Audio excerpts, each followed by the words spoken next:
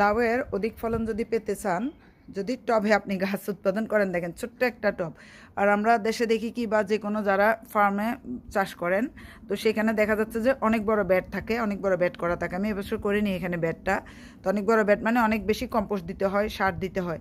কিন্তু আমার এখানে যেটা হয়েছে সেটা, যেহেতু আমি ছোট টব, তাহলে ফসল আসার পরে দেখেন ফসল অনেকগুলো এসে গেছে অলরেডি, 5-6টা বড় হয়ে যাচ্ছে লাউ, যে দেখতে পাচ্ছেন উপরে উপরে আছেন। তো এই যে ছোট্ট একটা টবে আপনি এতগুলো লাউ দিচ্ছে, তাহলে কি এখানে পুষ্টির পরিমাণটা বাড়াতে হবে।